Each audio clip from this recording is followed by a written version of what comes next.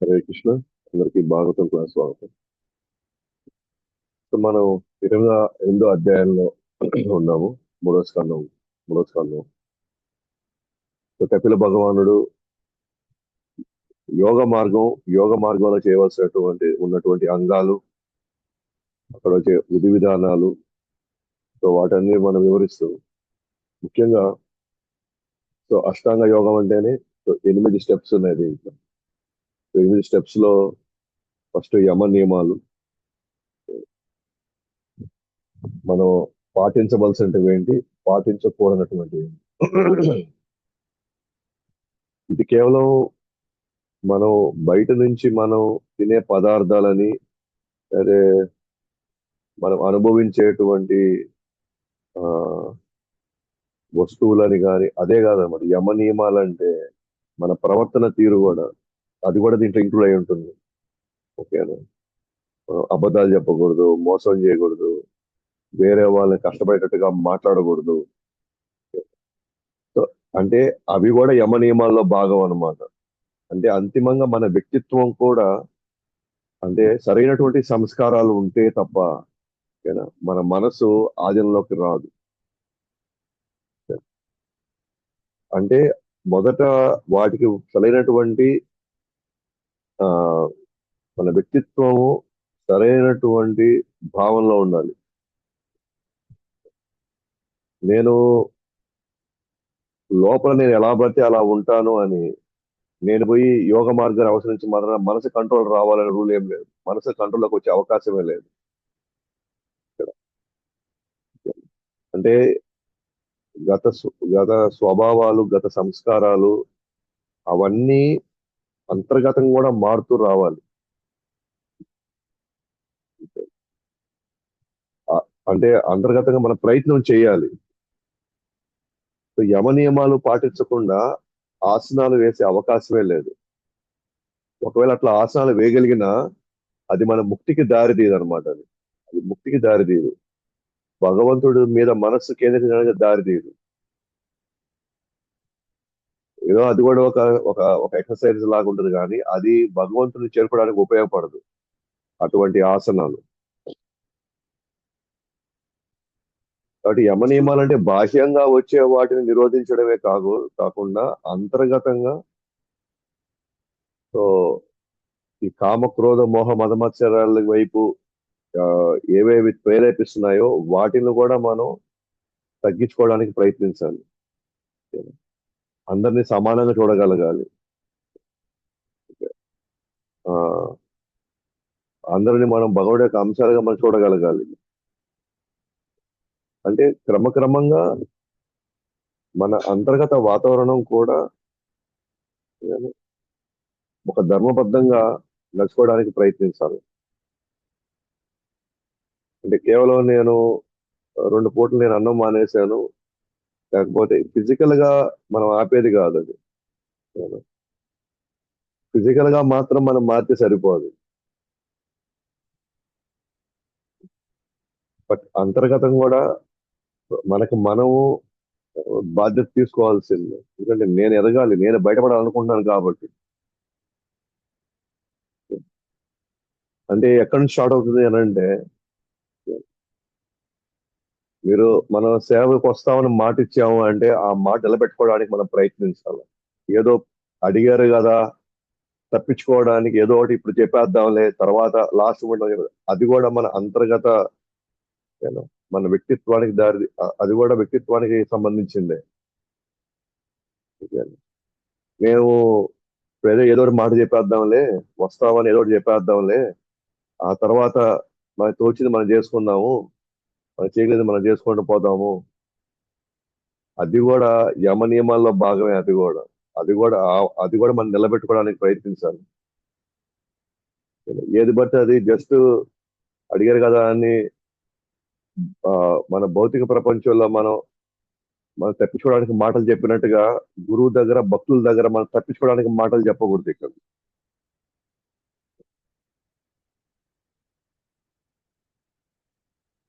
మనం ప్రయత్నం చేయాలి. మనం అది నెరవేర్చడానికి మనం చేయాలి. మనం మన యజమానులకు చెప్పినట్టుగానో, లేదా మన ఫ్రెండ్స్ కి చెప్పినట్టుగానో, లేదా మన బంధువులకు చెప్పినట్టుగానో, ఎందుకంటే అలాగ బంధువుల దగ్గర లేకపోతే మన వ్యక్తిగతంగా అయితే మన మన వ్యాపారంలో మన అబద్ధాలు చెప్పుకోవడం వల్ల మన వ్యక్తిత్వాలు మారిపోయి ఈ రోజు కర్మలు అడగడానికి కారణం అదే అనమాట. మనం దాన్ని అదే మనం ఆధ్యాత్మిక మార్గంలో మనం కొనసాగించాము అనుకోండి,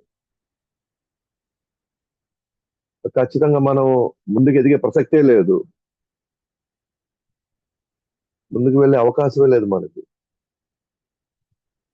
సో యవనియమాలంటే ఊరికే నేను టీ కాఫీలు మానేశాను, లేకపోతే మనం మాంసం మానేశాము, అది కాదు. మనం మాట్లాడే మాట కూడా మనం చాలా పెద్ద బాధ్యత తీసుకొని మాట్లాడాలన్నమాట. అది మన ఇంట్లో వాళ్ళతో కూడా అంతే బాధ్యతగా మాట్లాడాలి. మాట ఇచ్చేటప్పుడు కానీ, మాట తీసుకునేటప్పుడు కానీ. అంటే మన వ్యక్తిత్వం ఆడి నుంచి మారుతుంది. అది చేసే అంటే మనం చేసే సంసారం అయినా సరే, చేసే వ్యాపారం అయినా సరే, చేసే ఉద్యోగం అయినా సరే, అంటే అట్లాంటి ఒక నిబద్ధత కలగడమే నియమ నిబంధనలను పాటించడం అంటే.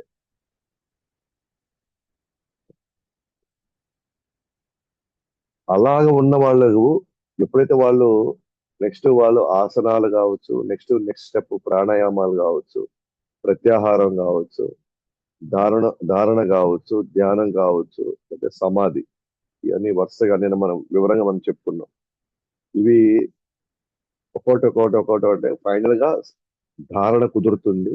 భగవానుడి యొక్క రూపం మీద వివిధ అంగాలపై చూసుకుంటూ వెళ్తాము. తర్వాత ధ్యానం ఒక అంగం పైన పూర్తిగా మనం ఫోకస్ చేస్తాము ధ్యానం మీద. ఆ తర్వాత నేను ఏ స్థితిలో ఉన్నా సరే భగవంతుని మర్చిపోకుండా ఉండగల స్థితే సమాధి అంటారు. ఆ ఉండగలటువంటి స్థితే సమాధి. కాబట్టి మొత్తానికి అన్ని ప్రక్రియలకు ఉద్దేశం అంటే మనసుని భగవంతుడిపై కేంద్రీకరించాలి. సో దాంట్లో భాగంగా ఏమేమి అవసరాలు ఉన్నాయో అవన్నీ అవన్నీ అన్నిటిని మనం పాటించాలి. ఓకే. ప్రాణాయామం ద్వారా మనసును నియంత్రించుకోవడం, మనసుని నియంత్రించుకోవడం జరుగుతుంది. తర్వాత ముఖ్యంగా శరీరంలో ఉన్న దోషాలు నశిస్తాయి, ధారణ వల్ల పాపాలు నశిస్తాయి, ప్రత్యాహారం వల్ల భౌతిక సంగత్వాల నుంచి బయటకు వస్తాము, జ్ఞానం గుణాల నుంచి విడుదల చేస్తుంది. ఇలా ఫైనల్ గా చేయడం వల్ల భగవంతుడి రూపంపై ఫైనల్ గా ధ్యానం కుదురుతుంది. ఇలాగ ఇవన్నీ చేయడం వల్ల నెక్స్ట్ ధారణ ఎలా చేస్తారు వీళ్ళు? ధారణ అంటే వివిధ అంగాలపై ఏ విధంగా ఫోకస్ చేస్తారు. ధారణ అంటే భగవుడి యొక్క వివిధ అంగాలపైన, ముఖము, చేతులు, పాద పద్మాలు, లేకపోతే నడుము భాగము, లేదా భగవుడి యొక్క జస్ట్ జస్ట్ కళ్ళ మీద మాత్రమే ఫోకస్ చేయడం, అట్లా ఆ, వివిధ అంగాలపై ఫోకస్ చేయడమే ధారణ అంటే. ఎటువంటి వాటి మీద ఫోకస్ చేయొచ్చు, ఎటువంటి వాటి ఫోకస్ చేస్తారు, అది మనకి ఇక్కడ వివరించున్నారు. కొంతమంది ప్రసన్న వదనం, ఆయన ఆయన స్మైల్, ఓకేనా, ఆయన నవ్వుతున్నటువంటి ఆ పెదాల మీద వాళ్ళు ఫోకస్ చేస్తారు కొంతమంది. దాంతో జనరల్ దేంతో పోలుస్తున్నారు? తామర పుష్పంతో పోల్చుకుంటారు. అలాగే కొంతమంది శంకు చక్ర గద పద్మాల మీద కొంతమంది ఫోకస్ చేస్తారు. అలాగే పీతాంబర వస్త్రం మీద, వక్షస్థలంలో శ్రీవత్సం అనే చిహ్నం మీద, అంటే లక్ష్మీదేవి ఉన్నది కదా, అక్కడ ఫోకస్ చేస్తారు. కొంతమంది కౌస్తుభ మణి మీద ఫోకస్ చేస్తారు, ఆయన వేసుకున్న హారం. కొంతమంది పూలమాల మీద. అంటే ఇవన్నీ మనం ఎందుకు మాట్లాడుతున్నాం రేపు మనం దర్శనం చేసుకునేటప్పుడు కూడా ఈ డీటెయిల్ గా మనం కూడా రోజు దర్శనం చేసుకుంటున్నాం కదా, ఆరతికి వచ్చినప్పుడు, ఇంకో సందర్భం వచ్చినప్పుడు. ఆ విధంగా మన కళ్ళని, మన మనస్సుని భగవంతుడి రూపం మీద కూడా మనం కూడా ధ్యానం చేస్తూ ఉండొచ్చు. దర్శనం వచ్చేది దానికోసమే. దాన్ని కూడా ఏమంటారు? ధారణనే అంటారు. అలాగే భగవంతుడి యొక్క ఆభరణాలు, కిరీటాలు, కడియాల మీద, నడుము మీద ఉన్నటువంటి వడ్డానం మీద చూడండి, ఎంత డీటెయిల్ గా మనం చూడాలి భగవంతుడిని. అప్పుడే మన ఇంద్రియాలు తృప్తి పడతాయి. అప్పుడే మన ఇంద్రియాలు ఫోకస్ చేస్తాయి. ఇంద్రియాలకు ఇంద్రియార్థాలు కావాలి. ఇంద్రియార్థాలు ఇప్పుడు భగవంతుడి యొక్క రూపంలో మనకి ఇంద్రియార్థాలు కనబడుతున్నాయి. సో భక్తుడి హృదయంలో నిలవడం, అంటే నా హృదయంలోనే భగవంతుడు ఉన్నాడని ఆ భగవంతుడి మీద ఫోకస్ చేయడం. అలాగే భగవంతుడి భక్తుడి యొక్క ఆశీస్సులు ఇవ్వడానికి ఆయన ఎప్పుడు ఆతృతగా ఆయన ఉండడం. శాశ్వతంగా శాశ్వతమైనటువంటి అందం మీద ఫోకస్ చేయడం. ఇలా దర్శనం చేసుకోవడం వల్ల ఈ ధారణ ఈ విధంగా చేయడం వల్ల భక్తుడి కళ్ళకు, మనసుకి, హృదయానికి ఆహ్లాదం కలగడం కాదు. ఫైనల్ గా ఆయన లీలల్ని కీర్తిస్తూ భగవంతుడు మరి భక్తుల యొక్క కీర్తిని వివిధ అంగాలపై మనసు ధ్యానం చేయాలా. కొంతమంది మన విన్న కృష్ణ కథని విని ఆ, వినిన తర్వాత మళ్ళీ దాని గురించే తలుచుకోవడం, అంటే ధ్యానం నీళ్ళ మీద వెళ్తుంది. లేదా కొంతమంది భక్తుల గురించి, భక్తుల యొక్క గుణగణ గురించి మనం మాట్లాడుకున్నాం అనుకోండి, మనసు అది విన్నది అనుకో, మనం విన్నాం అనుకోండి, మనసు దాని మీద ఫోకస్ చేయడం, మనం విన్నటువంటి గుణగణాల మీద. అలాగే వివిధ అంగాలపై మనసు ధ్యానం చేయడం, ఇవన్నీ ధారణలో భాగం అన్నమాట. అలాగే ధ్యానం చేయాలి. ఈ ధారణకి ధ్యానానికి ఉన్న తేడా ఏంటంటే, ధారణ అంటే ఒకదాని మీదే కాదు. ఈ రోజు ధారణ మీద ఈ రోజు వడ్డానం మీద చేస్తాడు, రేపు ఆ, భగవంతుడి యొక్క స్మైల్ మీద చేస్తాడు. అంటే మొత్తం రూపం మీద మొత్తం తను స్కాన్ చేస్తాడు అన్నమాట, చూసుకుంటూ వస్తున్నాడు.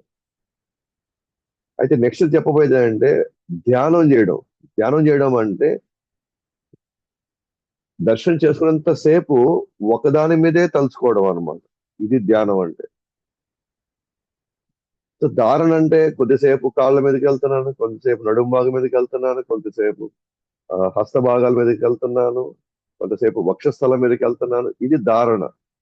అంటే మొత్తం రూపం మీద ఫోకస్ చేయడం అనేది ధారణ. ఆ రూపంలో ఒక దాని మీద ఫోకస్ చేయడం అనేది ధ్యానం. అట్లా వివిధ అంగాలమై ఒక్క దాని మీద తదేకంగా ఈ రోజు, రేపు, ఎల్లుండి, ఒక సంవత్సరం దాకా, 10 సంవత్సరాల దాకా ఒకే దాని మీద ఫోకస్ చేయడం ధ్యానం. అంటే మనసుని ఏం చేస్తున్నాం అంటే ఒక గిరిలోకి తీసుకొచ్చేస్తున్నాం. ఎందుకంటే మనసుకి ఒక లక్ష్యం ఇవ్వకపోతే, దేని మీద పెట్టాలి, ఎందుకు పెట్టాలి అని తెలుసుకోకుండా, దేని మీద పెట్టాలని తెలుసుకోకపోతే మనసు దాని మీదకి ఫోకస్ అవ్వదు. మనసు దాన్ని సీరియస్ గా తీసుకోదన్నమాట. ఎందుకు మనం 16 మాలలు చేయాలి అనే పాయింట్ ఎందుకు కొంతమంది అంటున్నారు, 16 మాలు ఎందుకు చేయాలి మనం అసలు, ఆ లక్ష్యం ఎందుకు పెట్టుకోవాలి, నేను రోజంతా తలుచుకుంటాను కావాలంటే, నేను ఎప్పుడు కావాలంటే అప్పుడు, ఇది ఎప్పుడు కావాలంటే అప్పుడు చేసే వాళ్ళకి ఎవరికంటే ఆల్రెడీ 16 మాలు లక్ష్యంగా చేసిన తర్వాత, ఆ తర్వాత మనసు నిండా కృష్ణుడితో నిండిపోతే అప్పుడు వాళ్ళు సంఖ్యతో సంబంధం లేకుండా వాళ్ళు నిరంతరంగా కృష్ణుని స్మరించుకోగలుగుతారు. మన జీవితంలో అసలు ఏమాత్రం సాధన లేని వాళ్ళు ఏమంటున్నారు, మేము ఎప్పుడైనా తలుచుకుంటుంటాం భగవంతుడిని అని. మేము ఎప్పుడైనా తలుచుకుంటుంటాం భగవంతుడిని, అది ఒక సమయం అంటూ ఏమీ లేదు. అంటే అర్థం ఏంటి అని అంటే వాళ్ళ మనసు విచ్చలవిడిగా ఉందని అర్థం.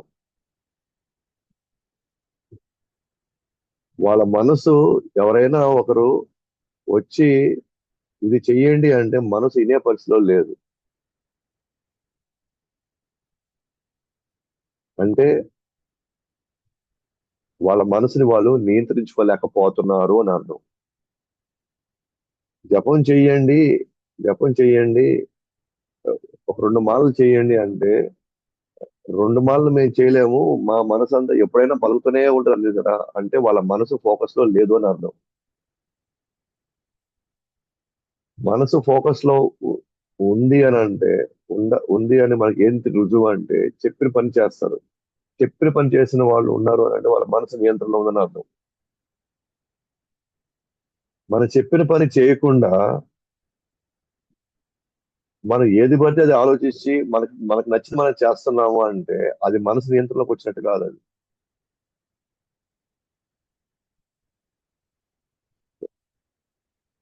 గురువు వచ్చి ఈ రోజు మీరు అలంకారం చెయ్యండి అంటే అలంకారనే చేయాలి అక్కడ. లేదండి ఈ రోజు నాకు వంట చేయాలనిపిస్తుంది అంటే అంటే మన మనసు ఆధీనం లేదని అర్థం. ఆ వంట ఎంత బ్రహ్మాండంగా చేసినా సరే రిజల్ట్ ఏంటంటే మీ మనసు ఆధీనం లేదు.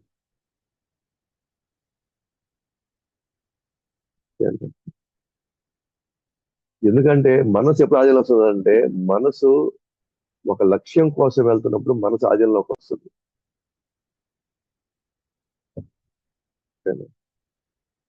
అంతేగాని ఆ, మేము ఎప్పుడైనా తలుచుకుంటా ఉంటాం.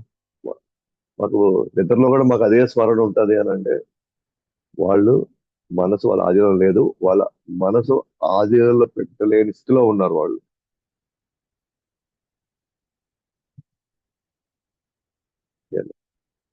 అండ్ మనసు ఆధీనంలో పెట్టలేని వాళ్ళు వాళ్ళ జీవితంలో వాళ్ళు ఎప్పుడూ సుఖంగా ఉండలేరు. వాళ్ళు ఎన్ని కోట్లు సంపాదించినా కూడా.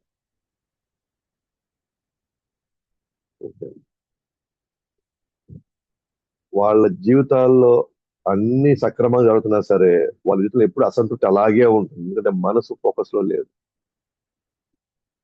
సో క్లాస్కి రండి, క్లాస్ వినండి అంటే క్లాస్కి వచ్చి వినడానికి ప్రయత్నించాలి. అది మనసు ఫోకస్ లో ఉన్నట్టు అర్థం. లేదండి మేము ఎక్కడున్నా మేము చదువుతూనే ఉంటాము, మేము ఎక్కడున్నా సరే మేము వింటానే ఉంటాం అంటే అంటే మన మనసు ఫోకస్ లో లేదు అని.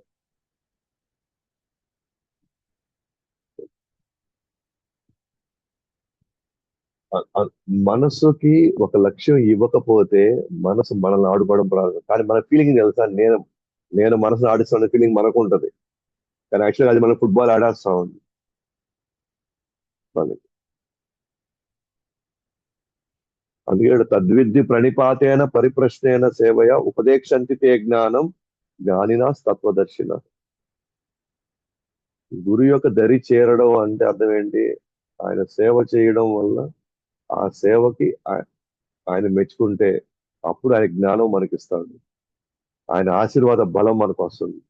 ఆయన అనుగ్రహ బలం మన దగ్గరకు వస్తుంది. అప్పుడు మనం వీటిని దాటే ప్రయత్నం మనం చేయొచ్చు. ఆయన ఎప్పుడు అనుగ్రహం ఇస్తాడు? ఆయన తృప్తి పడినప్పుడు మనసు. ఆయన ఎప్పుడు తృప్తి పడతాడు? ఆయన చెప్పింది మనం చేసినప్పుడు తృప్తి పడతాడు. అప్పుడు మనలో ఆధ్యాత్మిక బలం పెరుగుతుంది. అప్పుడు ఈ భౌతిక ఆటంకాల్ని తట్టుకునే శక్తి మన దగ్గరికి వస్తుంది. అంతేగాని ఆ, మ- ఒక ఒక దాని మీద మనం లక్ష్యంగా పెట్టుకొని మనం వెళ్తేనే మనసు ఆధీనంలో ఉంటుంది.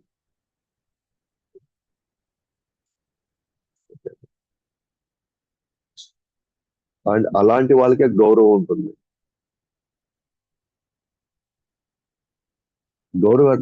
గౌరవం అనేది బయట జై హో అనే ఆ గౌరవం కాదు. మనస్ఫూర్తిగా వాళ్ళని గౌరవించాలని అనిపిస్తుంది.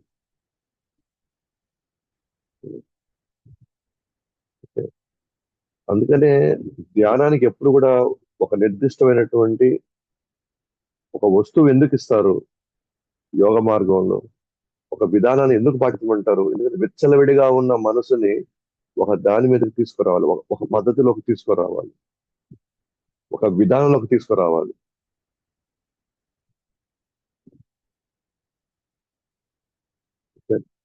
కాబట్టి ఇక్కడ పాద పద్మాలు, మోకాలు, తొడల భాగం, నడుము, నాభి, వక్షం, మెడ, చేతులు, గద, మాల, మెడహారం, ఓకేనా? తర్వాత ముఖ పద్మం, నేత్రాలు, చూపులు, హాసం, కనుబొమ్మలు, నవ్వు, దేని మీదైనా సరే ఒక దాని మీద వాళ్ళు ఫోకస్ చేస్తారు. ఒక దాని మీద దాన్ని ధ్యానం అంటారు. అది కొన్ని ముఖ్యమైనటువంటి కొన్ని మంచి శ్లోకాలు ఉన్నాయన్నమాట. ఆ, ఈ అధ్యాయంలో 21, 28, తర్వాత 31 చూస్తాం. దాని అది పనిగా చెప్పబడింది అనమాట, ధ్యానం దేని మీద చేయాలి అని. అంటే ఎటువంటి అంగాల భగవదుడు ఎటువంటి అంగాల మీద మనం ధ్యానం చేయొచ్చు అని. చెప్పబడింది. భగవత్ పాద పద్మాల్లోని 4 చిహ్నాలపై వజ్రం, అంకుశం, ధ్వజం, పద్మం భక్తుడు తన మనసుని కావింపవలెను. ఆయన పాదముల నకలను నకల అనే తేజస్సు వెన్నెల వలె హృదయాన్ని గాఢాంధకాలను నశింపజేయును. ఇప్పుడు మనం మౌలిక పాద పద్మాలు అంటే మామూలుగా మనం ఇలా పాద పద్మాలు ఇలా ఉంటాయి మనం. కానీ మనం ఇలా చూసామనుకోండి, అంటే కింద అరికాలు వచ్చింది అనుకో, పాదాలు ఇక్కడ చిహ్నాలు ఉంటాయి అన్నమాట పాదాల్లో. అది మనం కృష్ణుడు పాద పద్మాల్లో ఏమేమి చిహ్నాలు ఉంటాయి, రాధారాణి పాద పద్మాలు ఏమేమి చిహ్నాలు ఉంటాయి, అలాగే వివిధ అవతారాలు చూసినప్పుడు భగవంతుడికి ఉన్న వివిధ చిహ్నాలు దాని మీద ఫోకస్ చేయొచ్చు అనమాట. ఎప్పుడైతే భక్తుడు దాని మీద ఫోకస్ చేస్తాడో, ఆ పాద పద్మాల నుంచి వచ్చేటువంటి ఏదైతే గోర్లు ఉన్నాయి కదా, నకలు అంటే గోర్ల నుంచి వచ్చేటువంటి తేజస్సు అది చూడంగా చూడంగా చూడంగా, ఓకేనా, మనసు వెన్నెలలాగా ఎట్లాగైతే ప్రశాంతంగా ఉంటుందో, ఎంత కూల్ గా ఉంటుందో మనసు అలాంటి ఒక స్థితికి వెళ్ళిపోతుంది. అలాగే గాఢాంధకారం, అజ్ఞానం అంటే కామ క్రోధ మోహ మదమత్సరాల నుంచి కూడా, ఆ గాఢాంధకారం నుంచి కూడా నశింపజేస్తుంది భగవుడి యొక్క పాద పద్మాల మీద ఉన్నటువంటి చిహ్నాల మీద మనం ధ్యానం చేస్తా ఉంటాం. ఈ 28వ శ్లోకంలో యోగి కౌమద కౌమోదక కౌమోదక నామక గద, అంటే గద అనే గద పేరు, ఓకేనా, కౌమోదక నామక అనే ధ్యానం పై ధ్యానము నిలపవలెను. మెడలోని పూలమాల అంటే తుమ్మెదల జుంకారంపై ధ్యానం చేయవలెను. కంటిమాల అంటే మణిహారంపై ధ్యానం చేయాలి. భగవత్ సేవ యందు సతతం నెలకొనియుండు విశుద్ధ జీవుల స్వరూపంగా అది భావింపబడును. వివిధ వాటిల మీద ధ్యానం పెట్టమంటున్నాడు.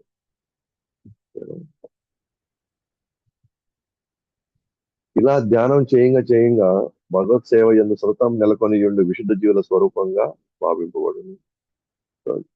సో నెమ్మదిగా ఎప్పుడైతే ధ్యానం పెరగడం ప్రారంభమవుతుందో, నెమ్మదిగా భగవత్ సేవ యందు సతతం నెలకొనాలి, ఎప్పుడు ఉండాలి నేను అనే ఆ యొక్క భావాలు నెక్స్ట్ రావడం మొదలవుతాయి.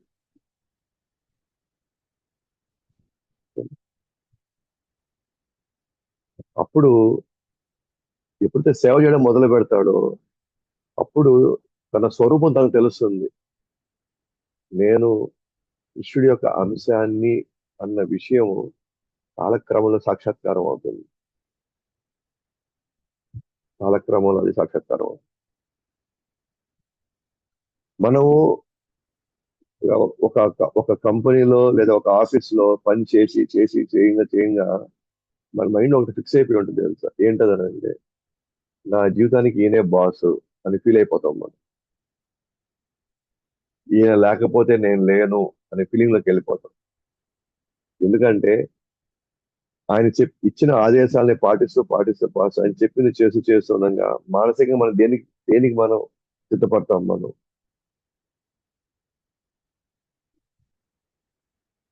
నీ యజమాని ఎవరు అంటే టక్కని నా యజమాని వచ్చేసి సో పర్సన్ అని చెప్పేస్తాం.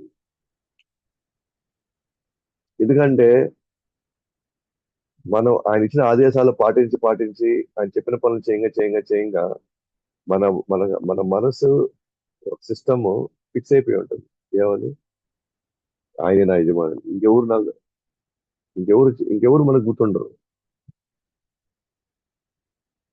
సేవ చేయడం వల్ల వచ్చేటువంటి అడ్వాంటేజ్ ఏంటి అని అంటే, వచ్చేటువంటి లాభం ఏంటి అని అంటే, ఎవరికి సేవ చేస్తాం, కృష్ణుడికి సేవ చేస్తాం అంటే క్రమక్రమంగా కృష్ణుడు నా జీవితానికి యజమాని అనే దానికి ఫిక్స్ అవడం ప్రారంభం అవుతుంది మనం.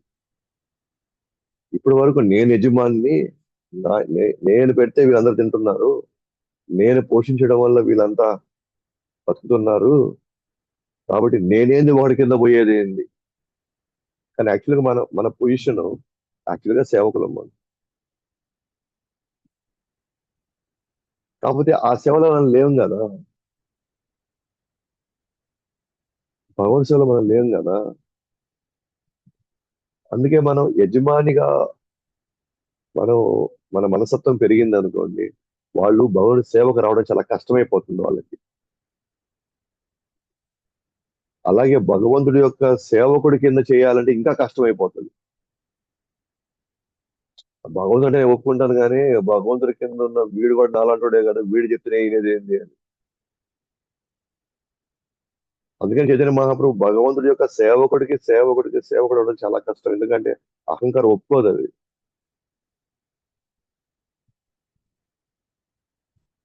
అందుకే చాలా సందర్భాల్లో ఆ, పై స్థాయి ఉన్నటువంటి, అంటే గురు స్థానంలోనో లేకపోతే ఉన్నత భక్తుల యొక్క స్థానంలో చెప్పినప్పుడు మనం మాట వింటాం కానీ వాళ్ళు వేరే వాళ్ళని పోయి చెప్పమంటే, వాళ్ళకి చెప్పండి అంటే సో వాళ్ళకి ఇది చెప్పేస్తారు, నేను రామని చెప్పేస్తారు వాళ్ళు. కానీ పై ఉన్న వ్యక్తి చెప్తే మాత్రం వస్తామంటారు. అంటే అర్థం ఏంటి అక్కడ? నేను ఆయన ముందు నా అహంకారం ఒప్పుకుంటాను కానీ నీ ముందు నేను అహంకారం ఒప్పుకోను. నేను తగ్గించుకోను నేను.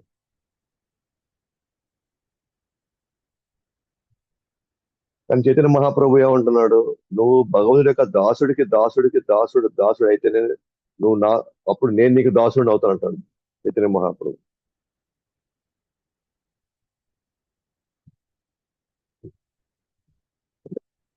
రోజు భగవంతుని ఎందుకు వచ్చి దర్శించుకోవాలి అంటే నాకు ఒక యజమాని ఉన్నాడని మనకు గుర్తుంటుంది. ఆ యజమాని చాలా శక్తిమంతుడు, చాలా దయామయుడు, చాలా కరుణామయుడు, చాలా వ్యక్తిగత గుణాలు మనకు తెలిసినప్పుడు అప్పుడే మన అహంకారం ఒప్పుకుంటుంది సేవ చేయడానికి. లేకపోతే ఒప్పుకోదు అంత ఈజీగా. సమస్య లేదు. అది మనం ఒక ఇన్ఛార్జిని పెట్టామనుకోండి, అవునండి, నువ్వు చెప్తే నేను ఎందుకు వినాలి?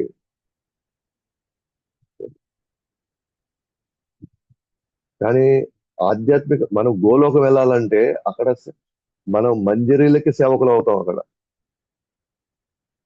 అంటే కృష్ణుడు ఎక్కడో ఉంటాడు మనకు తెలియదు. కృష్ణుడి యొక్క నెక్స్ట్ ఉన్నటువంటి అష్టసకులు, తర్వాత వాళ్ళ కింద ఉన్నటువంటి ఇంకొంతమంది సకులు, వాళ్ళ కింద ఉన్నటువంటి మంజరీలు, ఆ మంజరీలు ఎక్కడో మనం ఉంటాం. అంటే ఇక్కడ మనకు ప్రాక్టీస్ రాకపోతే, నేను సేవకులు ఈ ప్రాక్టీస్ ఎక్కడ రాకపోతే ఆడపోయి ఎట్లా సరెండర్ అవుతాము? అతను నేను డైరెక్ట్ గా కృష్ణుడి దగ్గరికి వెళ్తాను, డైరెక్ట్ గా నేను రాధా దగ్గరికి వెళ్తాను, నేను లలిత విషయ దగ్గరికి వెళ్తాను అంటారు, కుదరదు అక్కడ.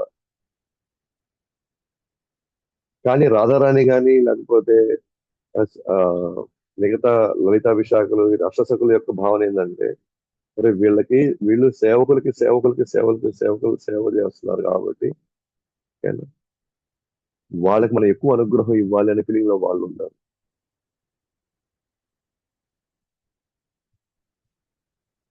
అంటే పదే పదే ఎందుకు మొత్తుకుంటున్నాము అంటే, దర్శనం రండి, పదే పదే ఎందుకు సేవకు రండి అని అంటే, అప్పుడు కానీ మన అహంకారం ఓకేనా ఒక స్థితిలోకి వచ్చి అది అది కరగదనమాట.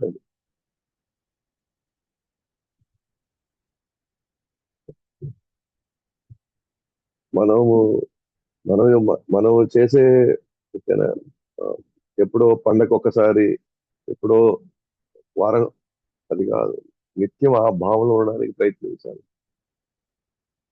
ఎందుకంటే అది నా ఒరిజినల్ పొజిషన్, అది నా ఒరిజినల్ స్వరూపమే, నేను సేవకుడిని.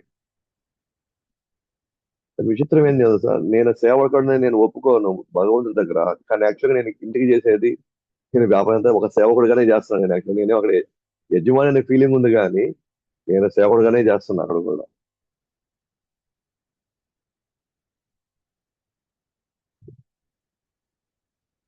అదే మాయ అంటే ఇక్కడ. యాక్చువల్గా నేను భయంకరంగా చాకరీ చేస్తున్నా కానీ ఫీలింగ్ మాత్రమే యజమాని అనే ఫీలింగ్ ఉంది అంతే అతను.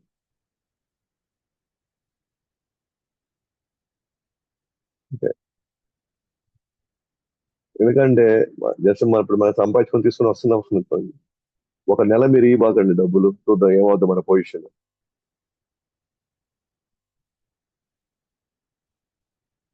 ఇంట్లో ఉండి ఒక వారం వండకుండా చూడండి మన పొజిషన్ ఏమవుద్దు.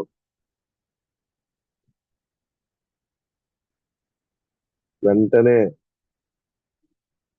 మనం అవి చేస్తున్నాం కాబట్టి వాళ్ళు సేవకుల కింద దాన్ని తీసుకుంటున్నారు.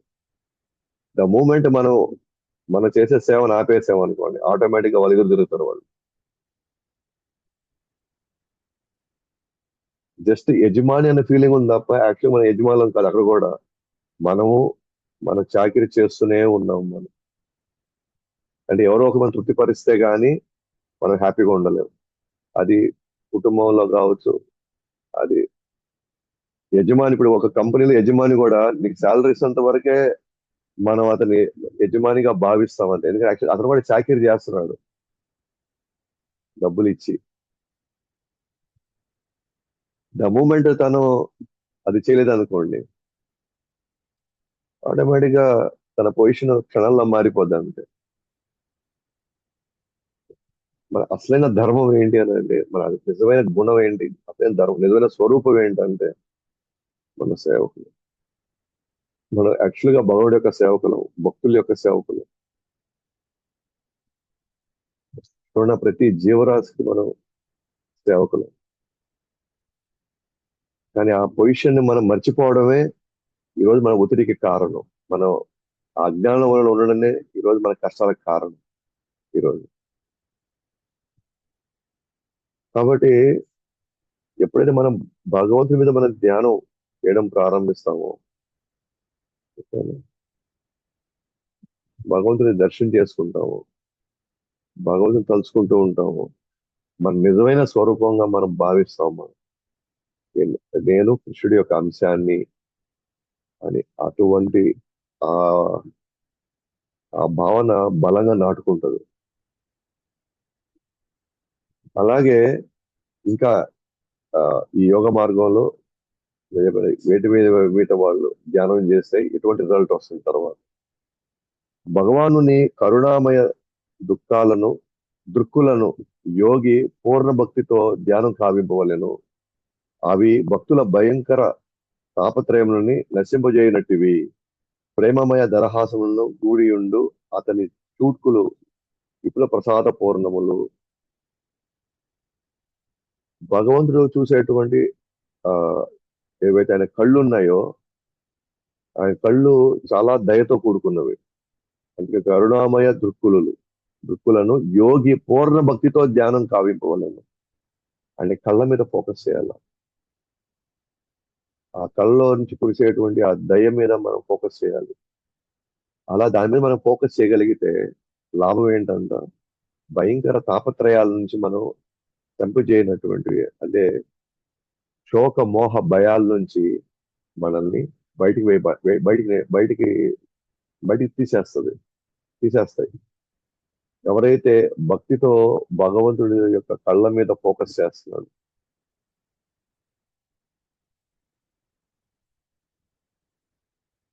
ఓకేనా? ఎవరైతే దరహాసం మీద, ప్రేమమయ దరహాసం మీద, ప్రేమతో ఆయన నవ్వేటువంటి ఆ నవ్వు మీద, ఓకేనా, ఆ నవ్వు మీద ఎవరైతే ధ్యానం చేస్తారో, ఓకేనా, ఆ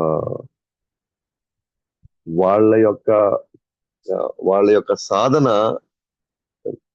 విపుల ప్రసాద పూర్ణములవుతాయి. అంటే వాళ్ళు ఆ సాధనలో పూర్ణత్వం పొందుతారు వాళ్ళు.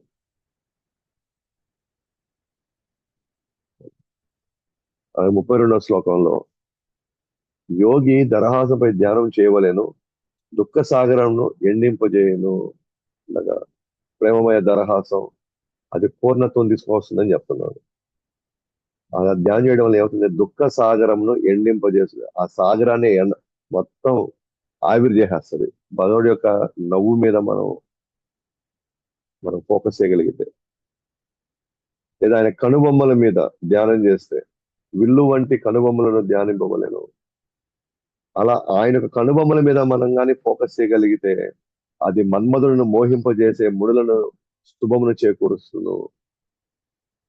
ఎవరైతే నిజంగా కామ వాసనలతో ఎవరైతే కష్టపడుతున్నారో, పాపం ఇబ్బంది పడుతున్నారో, వాళ్ళు ఏం చేయాలంట, భగవంతుడిపై కనుబొమ్మల మీద వాళ్ళు ఫోకస్ చేయాలంట. ఎప్పుడైతే క్రమక్రమంగా భగవానుడు కనుబొమ్మల మీద ఫోకస్ చేస్తే ఏమవుతుందంట, మన్మధుడు కూడా మోహింపజేసేటువంటి ఏదైతే కామం ఉంటుందో దాన్ని జయించే శక్తి ఈ మునికి వదిలితే ఆ మునులకి శుభం కలుగుతుంది అనమాట. ఎందుకంటే మునులు బ్రహ్మచర్యంలో ఉండాలనుకుంటారు, కానీ గత వాసనలు వాళ్ళని ఆ ఆ తపస్సు చేయనీయకుండా చేస్తుంది. సో వాళ్ళు ఏం చేయాలంటే అటువంటి వాళ్ళు కనుబొమ్మల మీద ఫోకస్ చేయాలి. అవి బాణాలు లాగుంటాయి కాబట్టి ఆ బాణాలు లాంటి అంటే ఒకటి ఇలా వచ్చి మళ్ళీ ఇలా వెళ్తుంది. అంటే బాణం లాగా బాణం రెండు కనుబొమ్మలు. సో చేయడం వల్ల ఏమవుతోంది,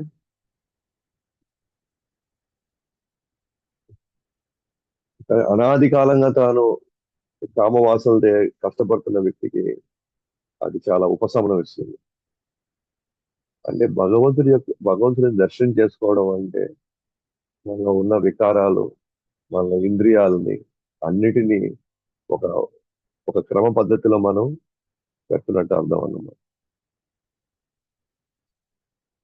కానీ అది చేసుకోవడానికి యోగులు, ఓకేనా, పెద్ద పెద్ద ముని ఋషులు ఎన్ని సంవత్సరాల నుంచి వాళ్ళు తపశాస్త్రాలు చేస్తారు జస్ట్ ఈ కంట్రోల్ తెచ్చుకోవడానికి. కానీ భక్తుడికి ఎంత అదృష్టం అది. భగవానుడి యొక్క రూపం మీద ధ్యానం చేస్తే చాలా చాలా ఈజీగా ఇవన్నీ కంట్రోల్లోకి వస్తుంది. నేను చెప్తున్నా, ఎస్పెషల్ గా మంగళహారతికి వచ్చి ఎవరైతే దర్శనం చేసుకుంటారో ఆ టైంలో ఏ గోల గాని ఏ ఆలోచనలు గాని మనం ముందు రోజు గురించో భవిష్యత్తు గురించి ఏమి ఆలోచించకుండా లేచాము, నిద్ర లేచాము, వచ్చి ఫోకస్ చేసాము.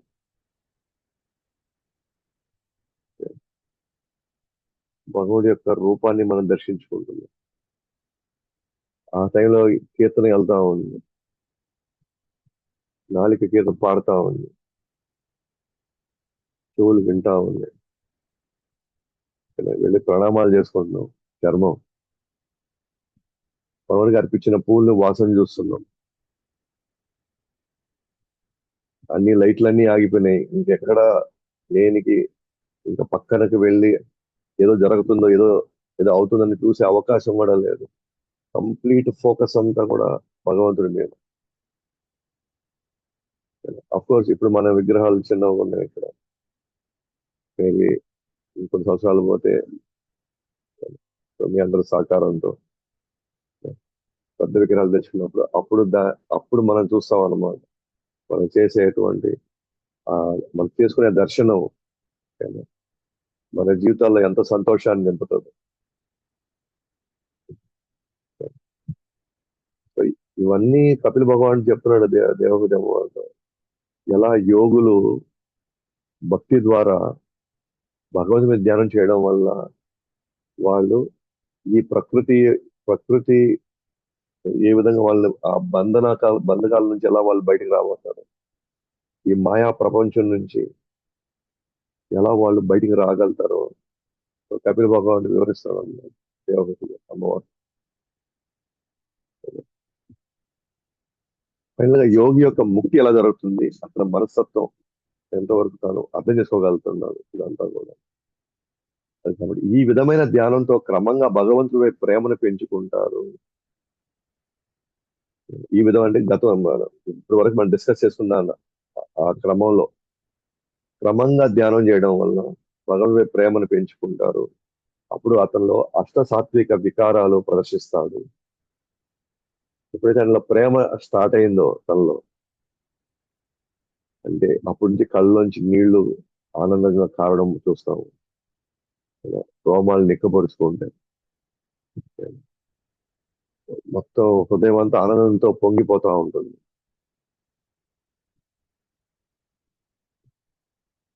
అప్పుడు ఇంక ఏమాత్రం తన మనసు ఇంక ఎటువంటి భౌతిక కార్యకలాపాలను ఎటువంటి వెళ్ళదు, ఈజీగా ఉపసంహరించుకో.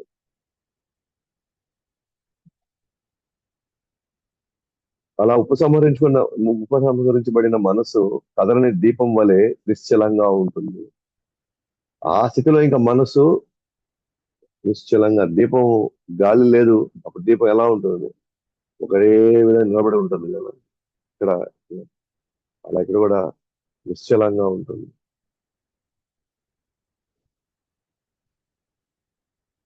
అప్పుడు మనసుని దేవదేవుడి సేవలో నిమగ్నం చేస్తే భౌతిక గుణాల ప్రవాహం నుండి విడుదల పొందుతాం. అంటే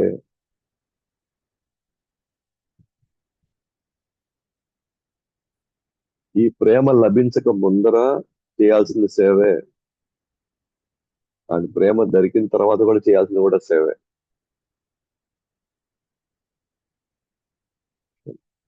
ఇంకా భౌతిక గుణాల ప్రవాహం ఏమాత్రం వాళ్ళని ఇబ్బంది పెట్టలేదు. వాళ్ళు ఎప్పుడో విడుదలైపోయి ఉంటారు. అలా అనాసక్తి, అలా అలా అనాసక్తి గల మనసు సుఖదుఖాలకు అతీతంగా సొంత కీర్తిపై నిలబడుతుంది. ఆనందం మరియు బాధ కేవలం అహంకారం అనే కలుగునని గ్రహించవచ్చు. ఎలాగైతే అట్లా అనాసక్తితో, అంటే కృష్ణుడి యొక్క సేవలో నిమగ్నం అయిన తర్వాత ఇంకా భౌతిక ప్రవాహం ఏమీ లేదు. వాటిని పక్కకి డైవర్ట్ చేసే, జీవుని పక్క డైవర్ట్ చేసే అంశాలు ఏమి తనని ఇబ్బంది పెట్టట్లేదు. అదే స్థితిలో అతను సుఖ దుఃఖాలు కూడా ఏది తన మీద ప్రభావం చూపించలేవు. తన సొంత కీర్తి మీద నిలబడతాడు అంటున్నాడు. సొంత కీర్తి మీద నిలబడడం అంటే అర్థం ఏంటి అని అంటే, నేను కృష్ణుడి యొక్క అంశాన్ని అన్న విషయాన్ని పరిపూర్ణంగా గ్రహించి తాను ఆ దాంట్లో గర్వంగా నిలబడతాడు అన్నమాట.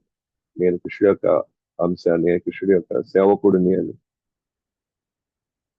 ఆ స్థితిలో అతనికి ఎటువంటి సుఖము, దుఃఖము, బాధ, నష్టము, కష్టం అనేది ఉండనే ఉండదు. ఎందుకంటే అతని అహంకారం ఎప్పుడో తొలగిపోయింది. సో అహంకారం తొలగింది కాబట్టే తను ఈరోజు హ్యాపీగా ఉంటున్నాడు.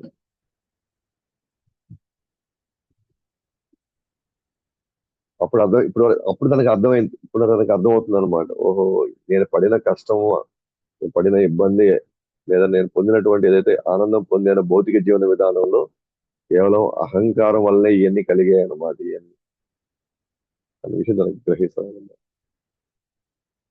తన నిజమైన ఉనికిని సాక్షాత్కారం పొందిన వాడికి శరీరం ఒకటి ఉన్నదని అవగాహన ఉండదు. తాగిన వాడవలే ఎప్పుడైతే తను సాక్షాత్కారం పొందుతాడో, నేను కృష్ణుడి యొక్క అంశాన్ని అని, ఇంకా తనకి ఇంకా తన శరీరంలో ఒకటి ఉంది అని కూడా తనకు అసలు తెలియదు. అతనికి తన శరీరం ఒకటి కప్పేసి ఉంది అని కూడా తనకు తెలియదు అనమాట. ఎట్లాగే తాగిన వాడికి బట్టలు ఉన్నాయా లేదా వాడికి తెలుస్తుంది. వాడికి బాగా తాగిన మత్తులో ఉన్న వాడికి వాడు బట్టలు ఉన్నాయా లేదని వాడు చూస్తాడు.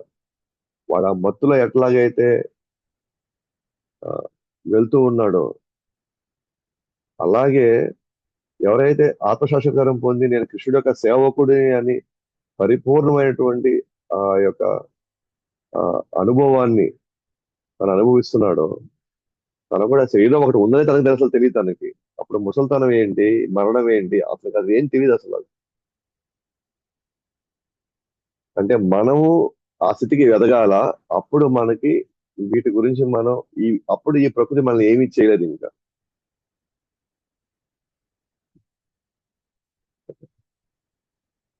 సో తాగిన వాడు తాగిన మత్తులో హాయిగా ఉంటాడు. అలా రోడ్డు మీద పడుకుంటున్నాడా, తర్వాత ముళ్ళ కంపలు పోయి పడి ఉన్నాడా, లేదా పోయి యాక్చువల్ గా పోయి మురికిలో పడి ఉన్నాడా, మురికి కావలో పోయి పడిన వాడికి అసలు తెలియదు.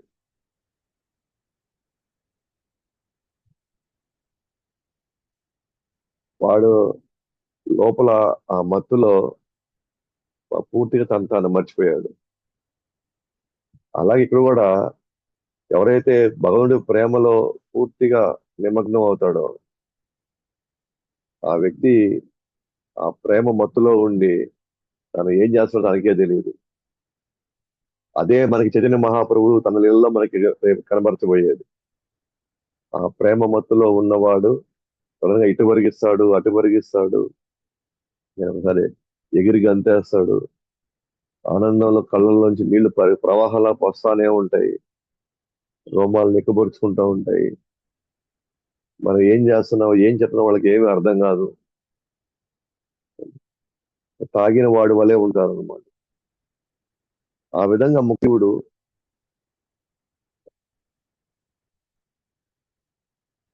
ఆ విధంగా ముక్త జీవుడు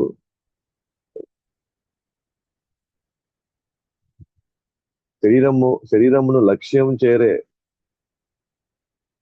వరకు పూర్తిగా భగవంతుడు పూర్తి బాధ్యత తీసుకుంటాడు. సో ఇప్పుడు ముక్త జీవుడు అయ్యాడు. అంటే ఒక వ్యక్తి మ- బతికి ఉన్నప్పుడే బతికి ఉన్నప్పుడే తను గ్రహించేశాడు. తాను గ్రహించేశాడు బతికి ఉన్నప్పుడే. ఇంకా మరణించాల. అంటే అర్థం ఏంటి? శరీరంలో ఉన్నప్పుడే తాను ఆనందాన్ని ఆస్వాదిస్తున్నాడు తాను.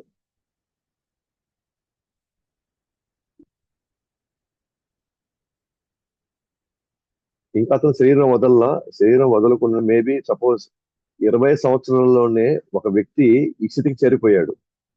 ఏ స్థితికి? ముక్తి స్థితికి చేరిపోయాడు. మరణం రాక ముందరే. ఎన్ని సంవత్సరాల్లో? 20 సంవత్సరాల్లోనే. మరి ఇప్పుడు అతని ఆయుష్ 20 సంవత్సరాల దాకా ఉందనుకోండి. ఇప్పుడు 20 సంవత్సరాలు తను ముక్తి పొందిన వాడు మిగతా 60 సంవత్సరాలు ఎట్ట గడుపుతాడు అతను? అంటే ఇప్పుడు అతను కుటుంబ మధ్యలో ఉన్నాడు అనుకోండి. తను ఏం చేయాలో తనకు తెలియకపోతే కుటుంబాలకు అది ఆందోళన కదా అప్పుడు. పిచ్చోడు లాగా ఉన్నాడు అనుకోండి. అంటే అప్పుడు వీళ్ళు మర్చిపోతారా ఏంది వీళ్ళు? అంటే భార్య ఒకటి ఉంది, భర్త ఉన్నారు, లేకపోతే పిల్లలు ఉన్నారని, నేను ఉద్యోగానికి పోవాలని, లేకపోతే నేను వ్యాపారం అవి మర్చిపోతారు. అయ్యే మర్చిపోతారు మళ్ళీ వాళ్ళు. ఎందుకంటే అంతిమంగా తాను వైకుంఠం చేరేంత వరకు ఫైనల్ గా ఇంక నెక్స్ట్ శరీరం వదిలి వైకుంఠం చేరేంత వరకు భగవంతుడే పూర్తి బాధ్యత తీసుకుంటాడు అనమాట తన గురించి. అంటే భగవంతుడు నడిపిస్తాడు అనమాట వాళ్ళని. అంటే వాళ్ళకి అన్ని గుర్తునేటట్టుగా, ఓ నాకు నాకు భర్త ఉన్నాడు, నాకు భార్య ఉంది, నాకు పిల్లలు ఉన్నారు, వాళ్ళకి నేను పెళ్లి చేయాలి, అవన్నీ గుర్తుంటాయి వాళ్ళకి. ఎందుకంటే భగవంతుడి బాధ్యత తీసుకోబోతున్నాడు. ఎప్పుడు దాకా? ఇక తాను వైకుంఠ చేరుకునేదాకా ఇంకా భగవంతుడు తన ఆదేశాల మేరకు తన ఇంద్రియాలు పనిచేస్తాయి, తర్వాత తన మనసు పనిచేస్తుంది. సో ముక్త జీవుడు తను ఎవరు ఆదేశాలు పరమాత్మ యొక్క ఆదేశాలు తీసుకుంటాను. బద్ధ జీవుడు ఇంద్రియాలు మనసు యొక్క ఆదేశాలు తీసుకుంటాడు, గుణాల యొక్క ఆదేశాలు తీసుకుంటాడు. కానీ ముక్త జీవుడు పరమాత్మ యొక్క ఆదేశాలు మాత్రమే తీసుకుంటాడు. అంటే పరమాత్ముడు గైడ్ చేస్తాడు అనమాట తనని. టైం టు టైం వ్యాపారానికి వెళ్తాడు, టైం టు టైం అన్ని అన్ని సేవలు చేస్తాడు, టైం టు టైం అందరినీ గుర్తుపెట్టుకుంటాడు, అన్ని చేస్తాడు. ఎందుకంటే భగవంతుడు స్వయంగా నడిపిస్తాడు కాబట్టి. సో ముక్త జీవుడు లక్ష్యం చేరేంత వరకు, అంటే గోలోకం వెళ్ళేంత వరకు మిగిలిన టైం అంతా కూడా భగవంతుడు తన సేవలోకి ఉపయోగించుకుంటాడు తను. కాబట్టి ఈ మొత్తం విషయాన్ని యోగి ఎలా అర్థం చేసుకుంటాడు? ఎలా అయితే ఒక వ్యక్తి తన పుత్రుడు మరియు ధనము భిన్నమైన వాడుగా, అలాగే శరీరంకి భిన్నమైన వాడుగా ముక్త యోగి అర్థం ఈ విధంగా చేసుకోగలుగుతాడు. ఇప్పుడు నేనున్నాను అనుకోండి, నా పుత్రుడు ఉన్నాడు, అలాగే ధనం కూడా ఉంది. నా పుత్రుడే అయినప్పటికీ కూడా నేను వేరు, పుత్రుడు వేరు కదా. నా దగ్గర ధనం ఉంది, కానీ ధనం వేరు, నేను వేరు. ధనము కాగితాలు, కేవలం కాగితాలు మాత్రమే. కానీ నేను ధనాన్ని కాదు. ఎలాగైతే నేను వేరుగా చూడగలుగుతున్నాను, పుత్రుడిని వేరుగా చూడగలను, ధనాన్ని నేను వేరుగా చూడగలుగుతున్నాను, అలాగే యోగి కూడా నేను వేరు, ఈ శరీరం వేరు, నేను వేరు, ఈ మనసు వేరు, నేను వేరు, ఈ అహంకారం వేరని తను అర్థం చేసుకోగలుగుతాడు.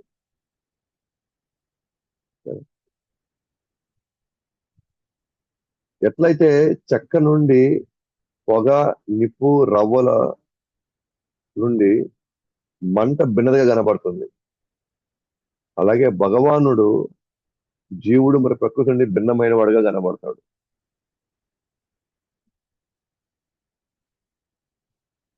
ఇప్పుడు మంట వస్తుంది అనుకోండి, మంట దేని నుంచి వస్తుంది? చెక్క నుంచి వస్తుంది. ఆ క్రమంలో పొగ కూడా వస్తుంది, నిప్పు కూడా వస్తుంది.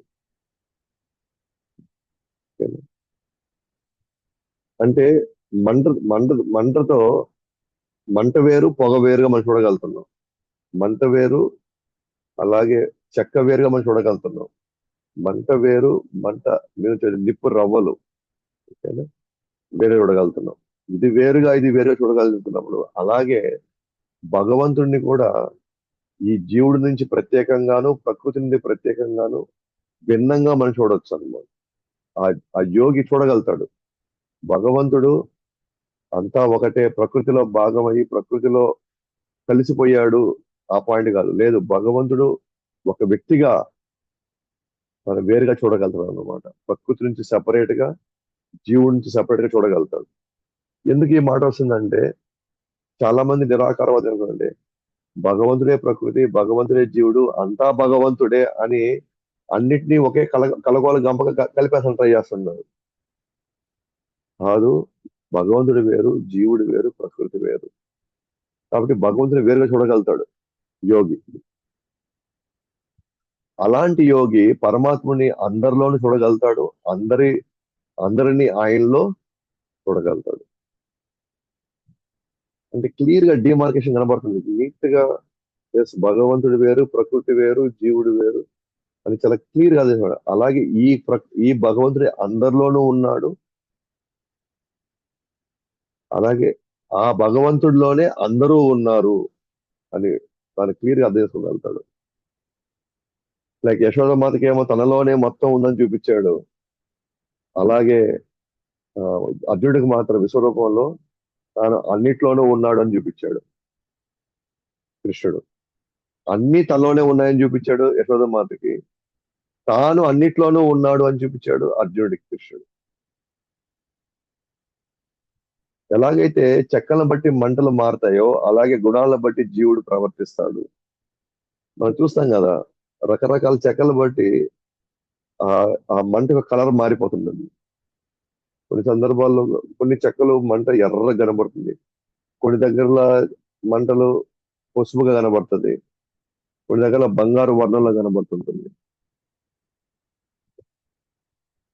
మంట ఇప్పుడు యాక్చువల్గా ఒకటే, కానీ అది ఏ చెక్క నుంచి వస్తుందో దాన్ని బట్టి కలర్ మారుతుంది. దాని వచ్చే వేడి గీడి దేని బట్టి ఆధారపడింది, ఎటువంటి చెక్క మీద మనం కాల్చాము. అంటే కొన్ని చెక్కలు విపరీతమైన మంట తీసుకొస్తాయి, విపరీతమైన వేడిని తీసుకొస్తాయి, త్వరగా వేడిని తీసుకొని వస్తాయి. అలాగే జీవుడు యాక్చువల్గా ఒకటే పాపం, సత్యనారాయణ స్వరూపే, కానీ తను పెంచుకున్న గుణాలను బట్టి తను వేరుగా ప్రవర్తిస్తున్నాడు. ఎలా అయితే మంట వేరుగా ప్రవర్తిస్తుందో చెక్కలను బట్టి, అలాగే జీవుడు కూడా రకరకాలుగా ప్రవర్తిస్తున్నాడు ఇక్కడ. కానీ యాక్చువల్ గా జీవుడికి ఒకే ఒక స్వరూపం ఉంది.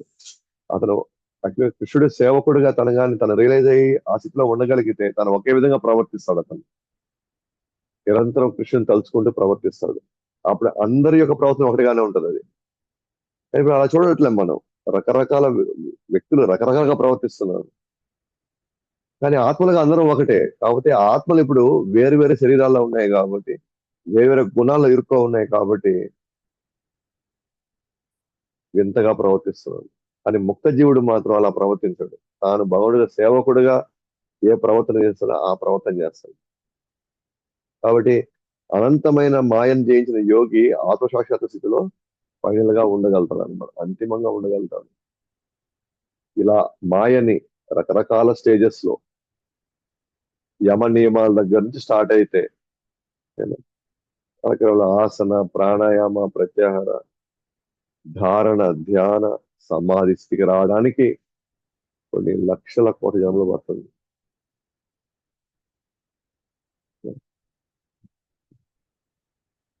దీంట్లో చాలా కఠినమైనటువంటి నియమాలు, కఠినటువంటి పరిస్థితుల్లో మనం ఉండాల్సి వస్తుంది ఇక్కడ.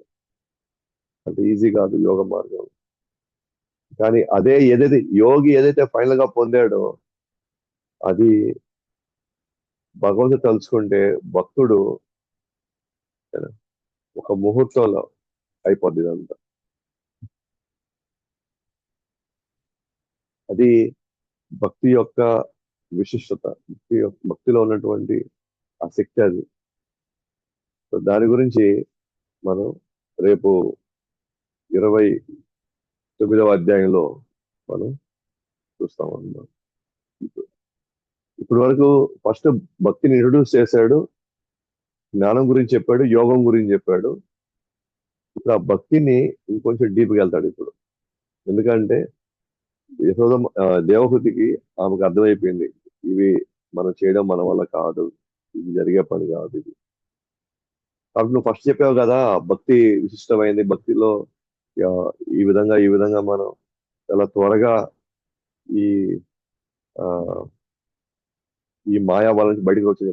దయచేసి నాకు ఆ భక్తిలో దయచేసి ఆ భక్తి యొక్క వివరణ నాకు ఇవ్వు, దాని గురించి నాకు బాగా విస్తారంగా వివరంగా నాకు చెప్పు అని చెప్పి ఆమె మళ్ళీ ఇప్పుడు కోరుకుంటుంది అనమాట. ఎందుకంటే ఈ రెండు వినిన తర్వాత ఆమెకు అర్థమైపోయింది, ఇది ఒక ఒక ఆడామెగా వయసు చూసుకుంటూ పరిస్థితులు గమనించుకొని ఇది ఇది అంత ఈజీగా సాధ్యమేది కాదులే అని చెప్పి ఆమె ఆ భక్తి గురించి ఇంకొంచెం వివరించమంటుంది.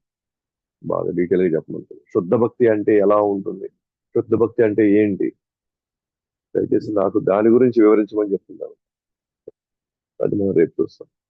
గ్రంథరాజ్ శ్రీమద్ భాగవతంకి జగద్గురు శ్రీల ప్రభుపాదికి అనంత కోటి వైష్ణవునికి గౌతమ